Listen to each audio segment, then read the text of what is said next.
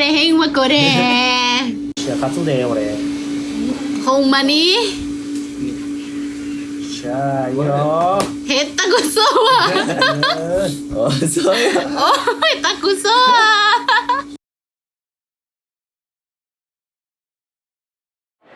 Aduh, ramah mukanya biar ramah dulu. Nama aku Putri Duyania Hoirunisa, alumni SMK 9 angkatan 2017. Kelas berapa sih? 12 busana 1. Aku jurusan tata busana. Iya. Alumni maksudnya dulunya kelas maksudnya busana 1. Ya gitu ya. Kok aku bilangnya 12 ya? Busana 1 2017. Iya, Busana 1 2017. Bukan balelo. Kegiatannya aku lagi sekolah bahasa Jepang di Jepang, tepatnya di Osaka, di Namba. Itu pusat, pokoknya pusat kota banget lah.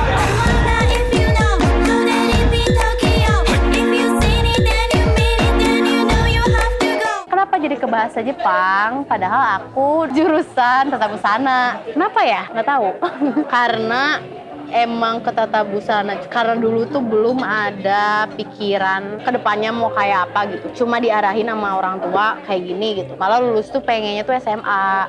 Cuma sama orang tua, sama my mother disuruhnya udah jadi SMK aja gitu biar lebih menjurus. Karena kakak aku juga kan di SMK 9. Dia anak perhotelan juga. Ke-9 pun aku tuh bener-bener kayak buta banget, gak tahu tadinya mau masuk jurusan apa kan. Terus akhirnya disuruh sama mama buat yang ke wanita-wanitaan aja gitu. Sempat disuruh tata boga sih aku, cuma aku nggak suka masak, nggak bisa, nggak mau masak. Disuruh ke kecantikan juga aku nggak suka make up. Akhirnya ambil tata busana yang tengah-tengah lah. Tapi setelah masuk ya akunya kurang merasa nyaman lah, kurang ya nggak, passion aku bukan di situ gitu. Akhirnya aku emang dari waktu itu tuh kenapa tertarik sama Jepang, karena keluarga aku juga rata-rata sana gitu. Banyak ada om yang kerja di Jepang juga, terus mama dulunya sempet beasiswa sana juga gitu. Terus ya pokoknya saudara juga kerja di sana, terus denger cerita-cerita yang enak-enaknya aja lah, di Jepang tuh gini-gini, gajinya lumayan gitu kan. Ya namanya masih anak polos ngedenger kayak gitu kan, kayak yaudah yang penting dapat duit gede gitu kan. Akhirnya udah planning dari kelas 11-an lah. Kelas 11-an tuh udah kayak udah pokoknya aku mau ke Jepang aja gitu. Pas lulus tuh gak ada niatan kuliah atau apa, tapi sempet ragu juga. Mama tuh kayak yakin kamu mau ke Jepang, emang bisa? Soalnya aku bukan sama sekali gak mandiri lah, bisa tanyain teman-teman aku kayak gimana. Aku bukan tipe yang bisa merantau gitu. Awalnya tujuan ke Jepang tuh cuma mau keluar dari zona nyaman. Aku mau cari pengalaman, ngebangun sifat juga, membangun karakter dan pola pikir juga. Hidup sendiri pasti kan kita kiranya kan beda lah pokoknya. Nggak tergantung sama orang. Ngerasain juga cari duit itu susah gitu.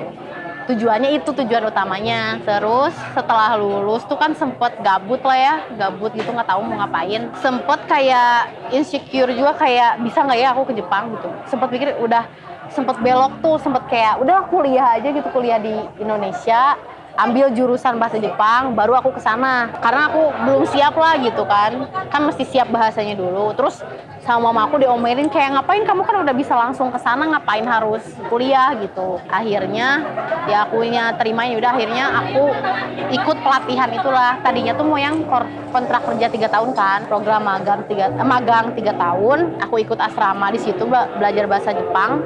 Cuma jadinya tahan cuma 3 bulan. Karena dapet info program lain itu yang studi. Aku pikir ya studi mungkin lebih jelas lah gitu kan. Kalau magang aku cuma bisa ngomong doang. Kalau studi sambil sekolah di sana kan kayak mendalam gitu bahasa Jepangnya. Akhirnya aku dapat info di namanya OHM Studi Jepang. Aku ke situ. Kan aku lulus 2017, berangkat ke Jepang tuh April 2018. Jadi setelah lulus tuh aku cuma les bahasa Jepang doang. Kegiatannya cuma bolak-balik les kursus bahasa Jepang. Pokoknya aku mulai dari Agustus asrama dulu, Agustus, September, Oktober berhenti asramanya. Sempet sakit juga waktu itu. Baru lanjut lagi sampai bulan November, Desember, Januari, sampai Maret, 6 bulan lah, 8 bulan mungkin totalnya. Tapi itu tuh kayak gak intens gitu loh belajar bahasanya.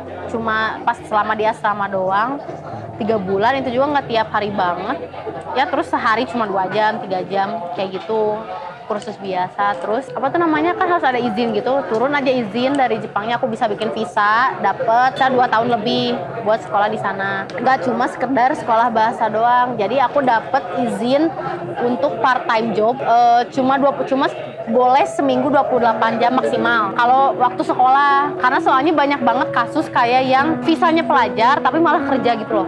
Disalahgunakan visanya tuh, karena disalahgunakan jadi ada izin, bisa sih lebih dari 28 jam, tapi kalau kayak libur, kayak sekarang aku libur kan, cuma aku dipakai pulang kan liburnya. Kalau enggak tuh bisa part time job gitu kan, di sana berapa jam, sampai sehari 8 jam boleh kayak gitu. Jadi aku sekolah di sana sambil part time job, kayak kehidupan sehari-hari aku udah biaya sendiri. Cuma kalau biaya sekolah aku masih ada bantuan dari orang tua sih kalau biaya sekolah. Cuma kalau biaya kehidupan sehari-hari kayak ya bayar apartemen kan, bayar kayak listrik yang kayak gitu-gitu, kehidupan sehari-hari aku udah sendiri. Sekolahnya 2 tahun. Bentar lagi sih, aku 1 semester lagi. Kalau aku sih kalau pas di asrama tuh kalau nggak salah sebulan 3 juta gitu. Sebulan 3 juta tuh udah sama makan, sama tempat tinggal. Soalnya asrama kan, sama makan, sama tempat tinggal. Makan juga sehari 3 kali. Worth it lah itu di Jatinangor. Tapi udah aku itu berhenti kursus itu, masuk ke OHM 6 bulan sebelum berangkat ke Jepangnya. Lesnya gratis. Jadi lumayan lah, sehari Senin sampai Jumat belajarnya 2 jam. Lumayan lah bahasa Jepangnya masuk gitu kan. Untuk apa sih data-data kayak ijazah, ya SKUN.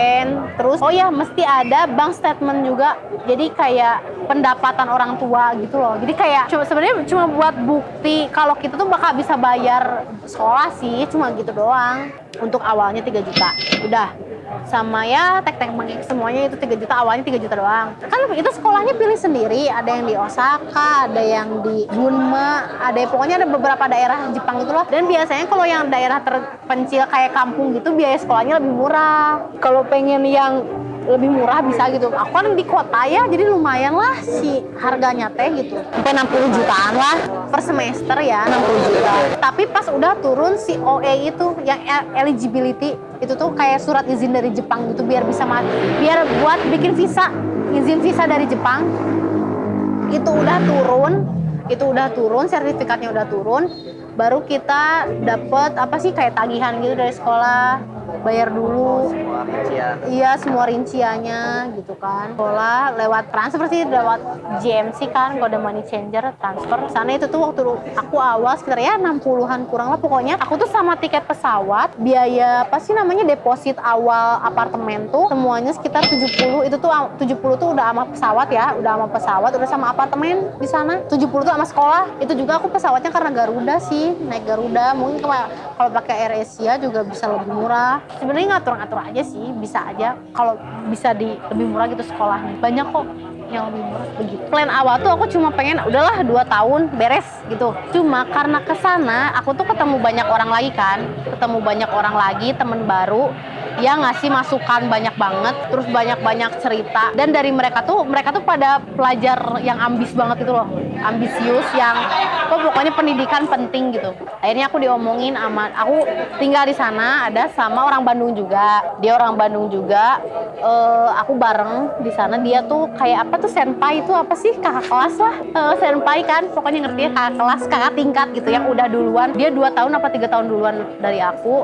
Terus kebetulan apartemennya waktu itu roommate-nya pulang ke Indonesia, jadi ada tempat kan buat aku. Ya udah akhirnya aku kenalan, ternyata orang Bandung juga gitu, ya udah ya, terus ya udah nyambung. Sekarang udah setahun lebih kan tinggal bareng, terus banyak ngobrol juga sama dia tuh sekarang udah kuliah di sana jurusan apa sih, pokoknya kayak pendidikan anak gitulah. Dari dia tuh aku banyak dikasih saran gitu, kayak kamu masih muda sayang, mending terusin aja gitu, gini, pokoknya dia ngarahin gitu buat universitas.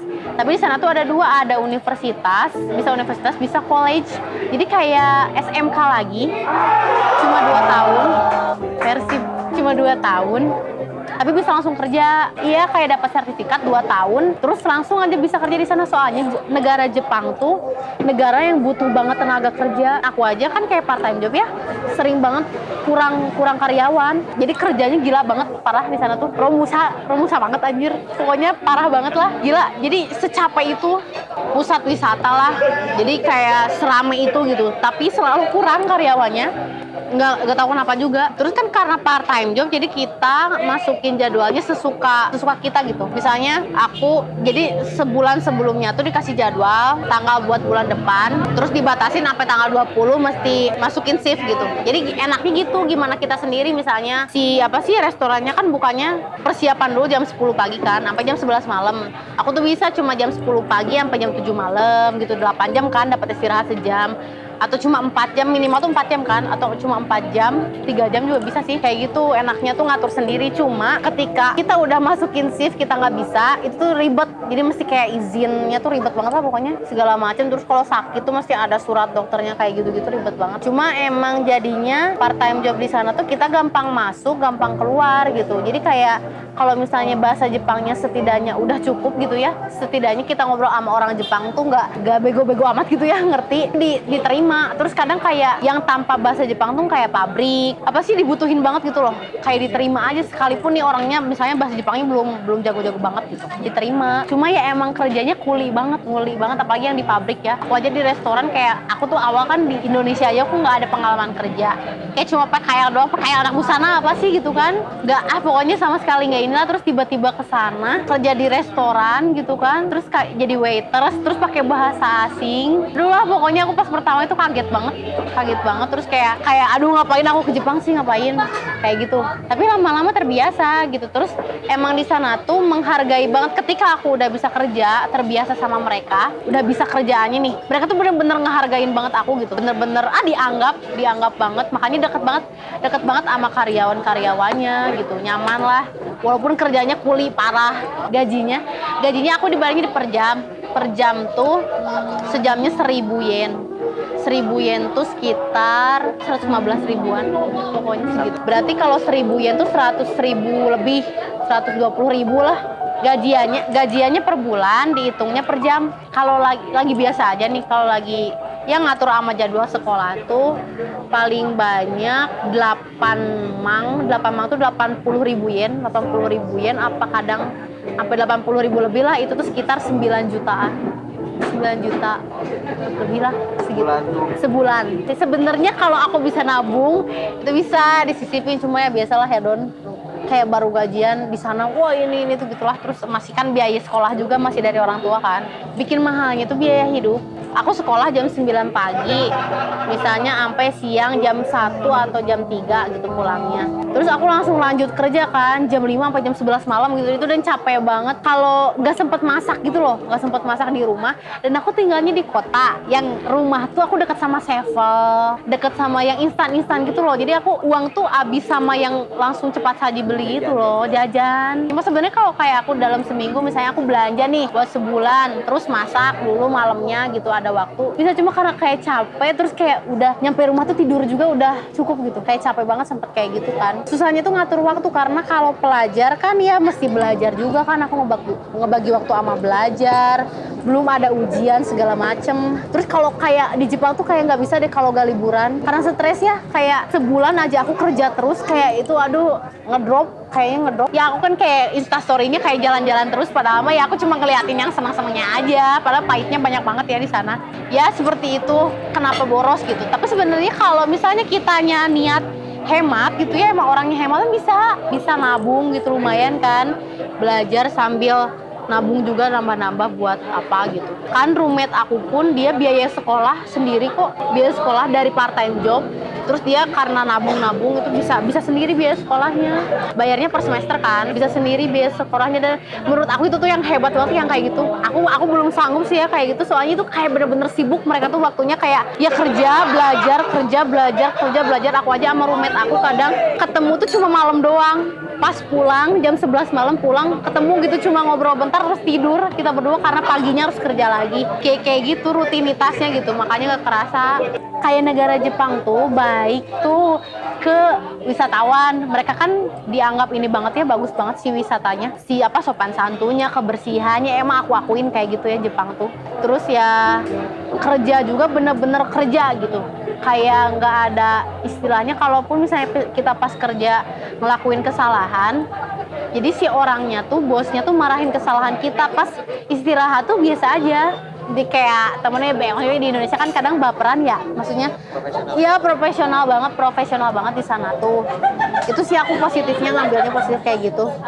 Mereka kan pengennya kita yang belajar bahasa mereka tuh kayak bahasa Inggris bego banget tuh, banyak yang bego. Berarti kalau orang Jepang udah jago bahasa Inggris berarti tuh orang pinter gitu, udah pinter banget, udah open minded lah. Soalnya mereka tuh kayak udah gampang menyerah gitu, kayak nggak mau susah gitu. Udah banyak yang kayak gitu karena udah negara maju. Jadi kayak aku kan ada part time job satu lagi di Lawson kan, jadi kasir. Kayak cuma jadi kasir doang juga mereka tuh hidupnya udah tercukupi gitu loh. Jadi mereka tuh nggak ada yang mikir udahlah ngapain kuliah lagi. Banyak yang kayak gitu juga di sana karena mereka dari part time job doang juga duitnya udah cukup gitu loh. Kayak gitu, cuma gede pajaknya sih di Jepang tuh. Emang orang-orangnya tuh ya hidupnya buat kerja. Ya rutinitasnya sih gitu, malah aku dulu pernah ada teman orang Jepang. Pas kemarin tuh di Jepang tuh banyak libur banget ya tahun ini tuh gitu. Ada di Jepang tuh ada 1 minggu namanya Golden Week tuh, seluruh Jepang tuh yang kerja kantoran tuh semuanya libur. Kadang 7 hari, 8 hari. Nah yang kemarin tuh karena Sabtu ke Minggu gitu, Sabtu ke Minggu apa jadi 10 hari liburnya tuh, banyak banget kan 10 hari liburnya. Tapi temen aku tuh kayak temen orang Jepang nih ya, yang satu kerjaan ngomong kayak gini, alah ngapain 10 ribu lagi 10 hari libur, aku pengen kerja. Kayak maksudnya kayak dia bener-bener kerja Senin sampai Sabtu, liburnya Minggu doang, terus Senin sampai Sabtu tuh 6 jam, terus malamnya minum sake gitu. Ya hidupnya kayak gitu mereka tuh. Kayak udahlah mending kerja ngapain liburan gitu. Mereka tuh yang si otaknya udah kayak gitu loh. Otaknya cuma buat kerja, makanya kenapa banyak yang stres. Tahu kan ya Jepang disebut negara tingkat bunuh dirinya tinggi. Aku kalau meninggal di jalan sih enggak, tapi kan aku pulang naik kereta ya. Aku tuh emang deket sih sebenarnya, cuma aku pakai kereta tiap hari, kereta jalan.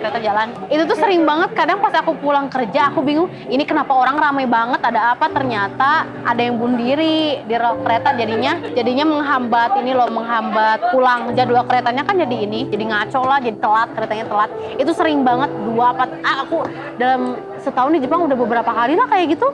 Orang-orangnya aneh, maksudnya aneh. Di Indonesia kata aku terus ramah-ramah, di sana tuh kayak secuek itu gitu loh. Apa karena aku tinggalnya di kota ya, nggak tahu. Kayak ada yang jatuh atau apa tuh kayak ya udah petugas berwajib aja. Kalau orang Indonesia kita ada yang jatuh dikit ditolongin rame-rame kan.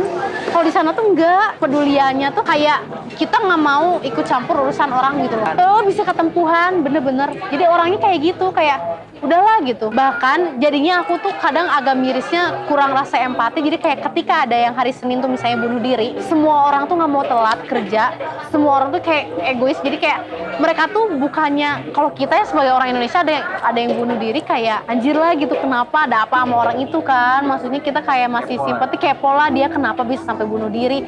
Pasti kan kalau orang mau bunuh diri juga kita gimana ya, memotivasi dia gitu buat gak bunuh diri ya. Dia kalau mencegah lah, mereka tuh malah kenapa sih bunuh dirinya harus hari Senin? Kenapa harus di rel kereta yang menghambat kita semua kerja? Jadi gitu loh pikirannya kan, kayak aduh anjir goblok banget gak sih gitu. Kayak iya, maksudnya emang iya sih, cuma kayak manusia kok mikirnya kayak gitu.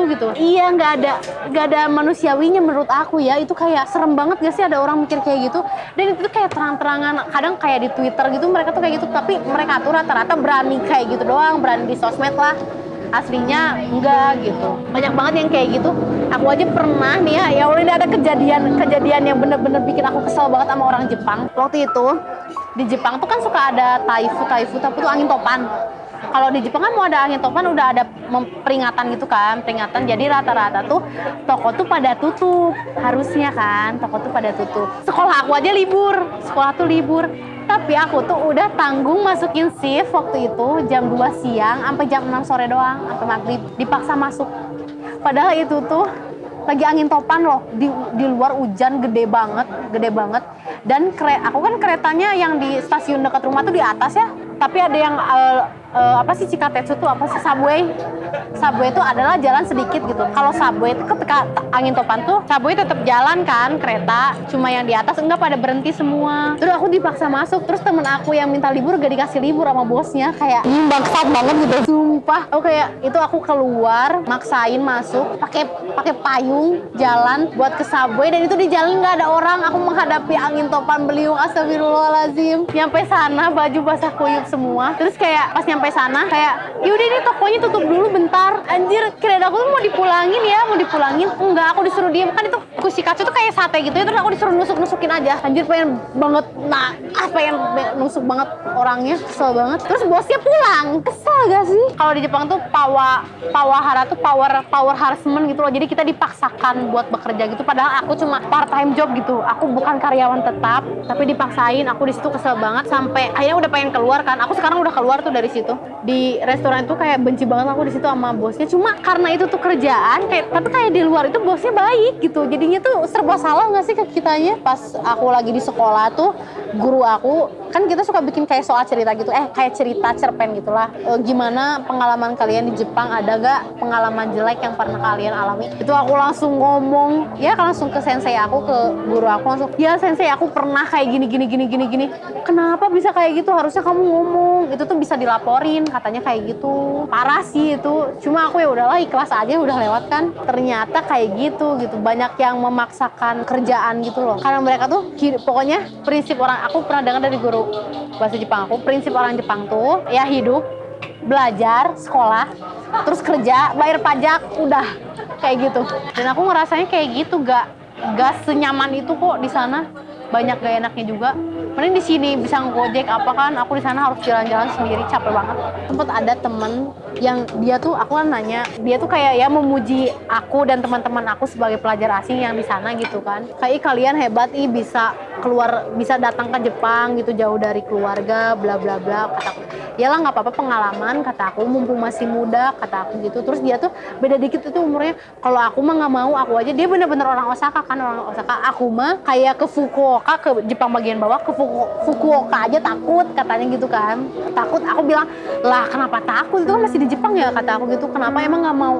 Lagian kan ayah aku kan udah kerja buat aku, ngapain? Jadi dia cuma part time buat tambah-tambah doang gitu. Aku tuh kayak, jadi mereka tuh kadang ada yang pikirannya ngerasa, di negara aing sendiri juga, di Jepang juga aku udah bisa hidup gitu, udah enak, ngapain aku keluar, kayak gitu. Cuma jadinya kadang mereka kalau diajak ngobrol sama kita-kita yang, ya maksudnya Indonesia kan termasuk fleksibel ya, lidah Indonesia tuh ngomong bahasa apa aja masuk. Kayak misalnya orang Cina nih ngomong bahasa Jepang, mereka susah ngomong R, sedangkan orang Jepang susah ngomong L. Kan itu ribet banget ya. Aku aja punya teman orang Cina ngomongnya aligato.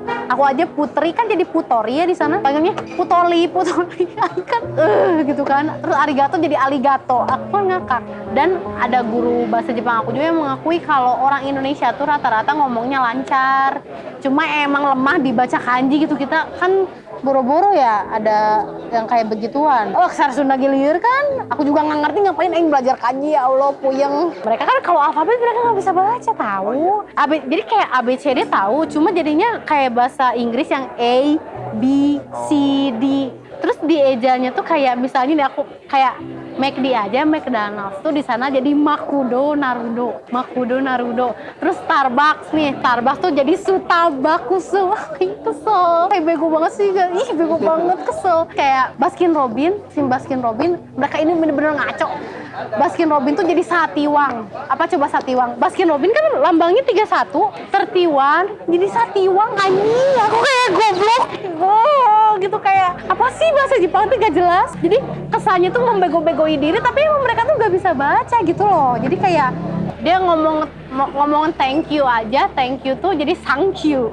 Kayak gitu. Cuma kalau yang udah bener-bener jago bahasa Inggrisnya tuh jago banget gitu, berarti tuh orang Jepang udah keren lah gitu. Karena aku ada koran Japan News namanya, itu kan bener-bener bahasa Inggris semua ya. Putri kamu bisa baca ini gak semua? Bisa lah, kata aku. Bisa kan, Indonesia juga kayak gini, kata aku gitu. Anjir keren lah, keren banget, sampai apa ditepukin. Aku kayak apaan sih gitu kan, sugoi ne kayak gitu subarashi, pokoknya dipuji-puji gak jelas. Tapi emang kalau sama orang Jepang dipuji jangan baper, karena mereka kayak gitu, kayak so asik banget gitu loh, so asik tapi garing. ujung-ujungnya. Dan coba lihat acara TV Jepang yang ngelawak-ngelawak gitu, garing semua dilihat deh. Terus orang Jepangnya pada ketawa, receh banget sumpah. Orang Jepang tuh receh banget sumpah. Mungkin mereka karena kurang hiburan ya, jadi kayak receh aja gitu. Ya, pokoknya kalau misalnya emang pengen lihat ke Jepang, ya coba aja gitu. Nggak ada salahnya kok. Di sana tuh banyak pelajaran juga, terus banyak lowongan kerja juga. Apalagi kan di 9 nyambung banget lah menurut aku sih kalau anak 9 ke sana, apalagi yang perhotelan, terutama perhotelan ya. Perhotelan sama JB aja, Jasa Boga. Di sana kan ada sekolah, aku di Osaka ada sekolah khusus yang chef yang ternama, tapi bahasa Jepangnya harus sampai N1 yang udah setara orang Jepang. Ya, walaupun ini kita masih bisa minta tolong lah, di sana tuh nggak buta banget gitu, nggak tahu harus gimana. Di sana kan ada KJRI juga, orang Indonesia juga banyak di jalan, sering ngebantu juga. Terus di sana kalau bisa kayak hubungan sesama manusianya, apalagi sesama orang Indonesianya baik-baik lah gitu. Soalnya kita kan di sana jauh. Kayak ya ke siapa lagi sih selain kalau nggak minta tolong ke sama orang Indonesia ya, negara sendiri. Jangan bikin yang macam-macam lah.